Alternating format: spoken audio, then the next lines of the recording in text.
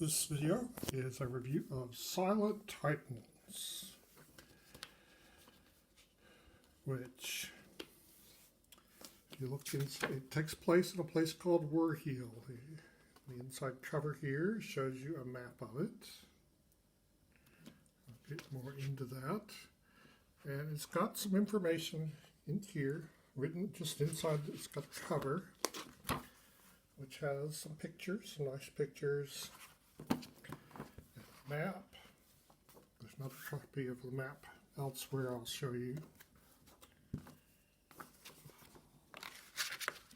And the other inside cover has an I search the body chart, except it's not numbered, so you can't roll randomly on this very easily. And this is really nice glossy paper that is hard to write on. You wouldn't want to. So this is written by Stuart with art by Dirk, Detweiler, Leichty. I can't pronounce that, sorry.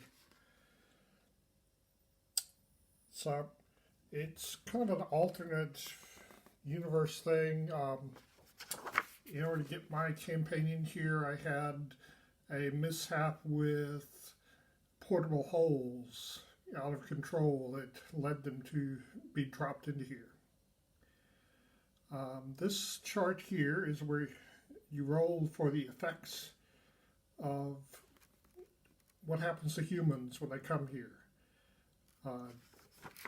There's a 1% chance per day that this will happen, 1% the first day, 2% the second day, and so forth. So the players roll for that every day. And if they get a positive result, then they roll on this chart and get one of these effects of the Woodwose curse until they become really unhuman-like. So this supplement uses a game system I'm unfamiliar with. I ran it on Lamentations of the Flame Princess. It wasn't too hard for me to adapt. But I said somewhere in here, maybe it was another review, said that there was supposed to be a bookmark that had the rules for this system. That was a very simple system, but that was not included in mine. So I've got some nice explanation about it. And here are a bunch of pre-gen characters which you can run if you want. One of my players had run the very beginning of this once, and he was forced to run a pre-gen. I brought existing characters, but I was going to use the pre-gen if somebody's character got killed, and I ended up not doing that. But the way the pre-gens work is you take their highest ability score, which is this column here, and their hit points 1 to 6, and that gives you a particular character. And so there's some really good advice about how to do an encounter. And one of their pieces of advice is I'm going to start following a lot is constantly restate for each player what's going on so that they can do, because it recognizes that our attention spans are not what they used to be. When the movie 2001 first came out and I saw it, I was 5, and it was an exciting, fast-paced movie for me. But when I tried to watch it in the year 2001, it was this really slow, hard-to-follow movie for me. So lots more about enemies and what to do. And this is the first encounter as you get dropped in here. It's called Dementia Bomb. And this is where things get weird, and you meet Dr. Hogg, who should come back at the end, even if you have to resurrect him. And he's got some interesting things, but here is it's designed to be run on the table in Theater of the Mind, but it's got this great artwork. I play my games online, And so I was showing them some of the artwork, but yeah, it's got this brief description of what each thing is here, and then there's longer descriptions of it. This is the same technique Patrick Stuart used for Tomb Maze of the Blue Medusa.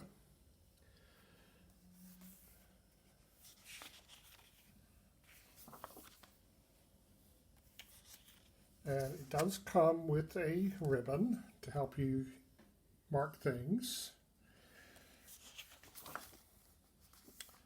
And so when you end this section, it all collapses and you find yourself in the water in a place called Ellesmere. Just off the coast of Ellesmere, which, there's a bunch of boats, and here's descriptions of the different people in the different boats and what's going on with them. And they'll tell you how to get to Legion's Ford. This is a place where there are some sleeping titans and reality is kind of broken.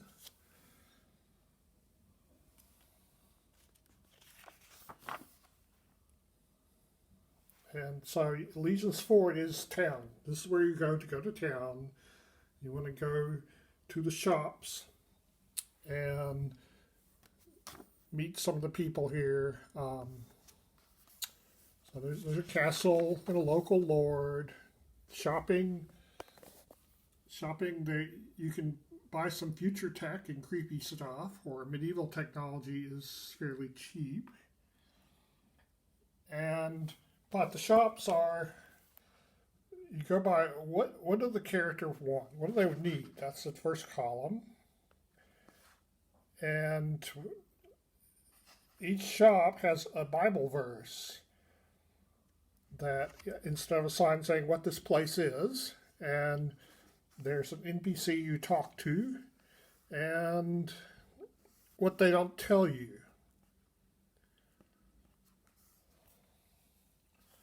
Here's some more costs. And here's some NPCs that you could hire if you want to hire somebody. So, nice little town. Hugh is the local lord. So we got stuff about his castle. The wreckers are pirates. This is a place where reality is all messed up and broken, and the pirates go out on their ships and grab ships from all different time periods and loot them. They're pirates. And they call their loot wreck. And here is the bar that is a favorite of the pirates. Yeah, it's the pirates, the players, when they finally found this place, they came to it, and the gramophone was playing 1920s jazz, which I tried to describe to them, big spider back, and when a fight broke out, the lady who runs the place changed the record to Sing, Sing, Sing. And you might, if you get in trouble with the law, the court of Wapentake will run your case. Sometimes they will just nab you because they happen to be passing by and put you on trial for no reason. And they might grab you and force you to be an officer of the court. And they have different sentences depending on what you did. And if you don't like their sentence, you can appeal to the court of Ozel, which is a court of bards and clowns. And they will do much more fun things to you as a trial. Okay, and then there's Ozel is like the god of the ravens.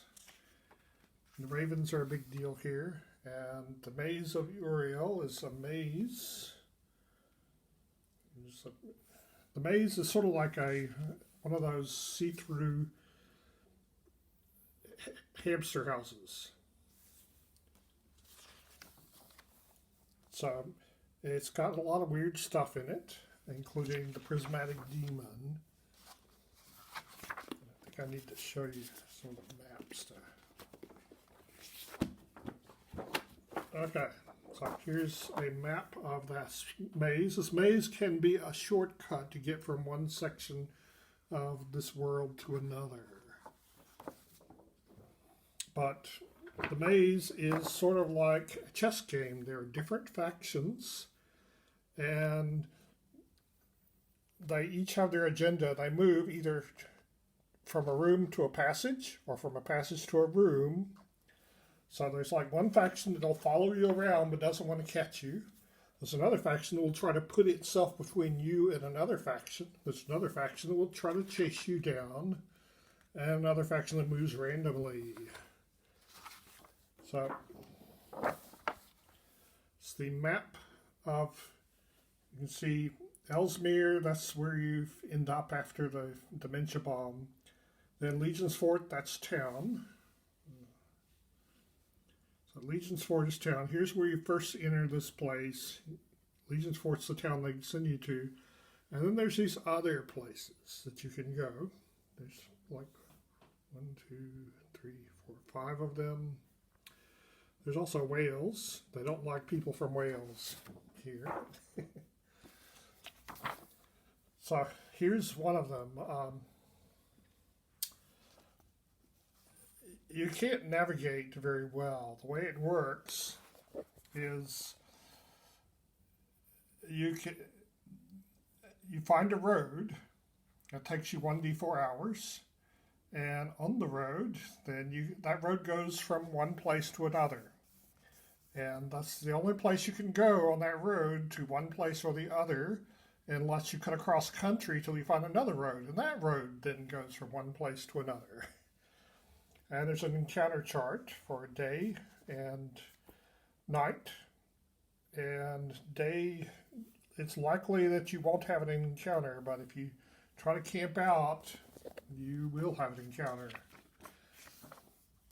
And so here is inside the dungeon that you want to get to, and what's all there. And so it's got a little short description of each thing and a longer one for each one. And after that, it's got, these are the unique monsters that go with this particular section, which if you try to camp out, you'll run into these. My players only tried camping out for one night, and then they didn't do that anymore. Better to stay with somebody. And each section has several locations in it. So you can stay at the church for, well, it's not here, but there's like a church for that's a leper colony, and you could stay there if you want for the night, or you could keep going. So, I don't want to. So pretty much the same. There's roads going to different places. There's locations within this place. There's the dungeon that you want to get to, and longer descriptions.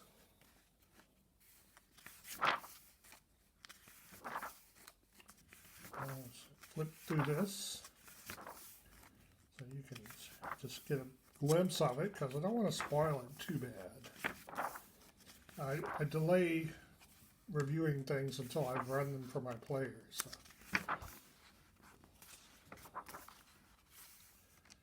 Okay, Titan diamonds are the treasure that you want to find, because they're worth a gold piece. And gold pieces are twice as big here, so they're like worth 2 gold pieces. There's an interview with the author, with the artist. And here's a little bit about rivers and sea. As I said, it's got the, I find the body, but also came with this envelope with more goodies, including this book of maps. So here's the whole Uriel here. And if we open it, there's a map of the bar, the wrecker bar. And each one of these without text. So since I play online, I put these on here and used them to as a sort of background. It didn't work quite as a map that you play on. It was still Theater of the Mind to some extent, but at least I got to see some of the artwork. So the artwork is just beautiful. Here's that maze. I showed this earlier.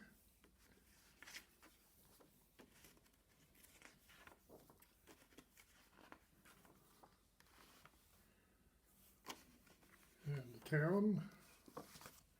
Okay, other goodies it comes with, there's some stickers.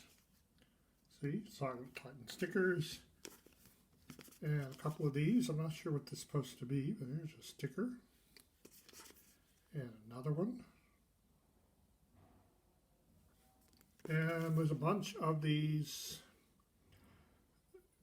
character sheets. They only have 3 stats in this game, but they do have hit points and armor, and I don't know how the armor system works in this game.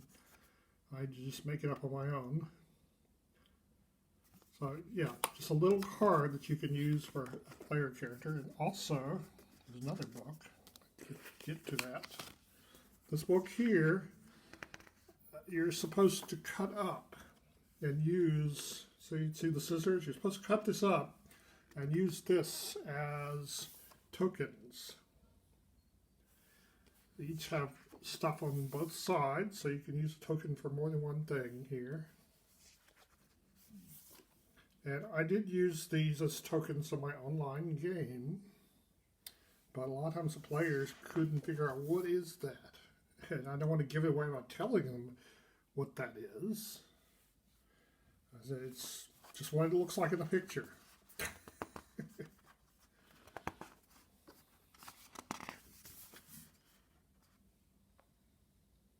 So just beautiful art.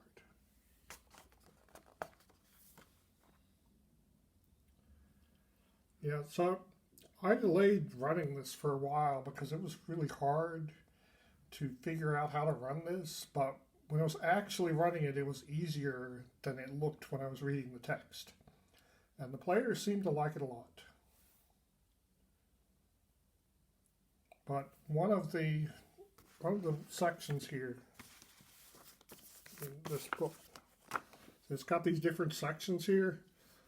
One of them, it might be an error in the text, or maybe it's on purpose. It didn't seem to have a conclusion. I couldn't figure that out. Anyway, that is Silent Titans by Patrick Stuart and Dirk. I can't pronounce that name. Sorry, Dirk.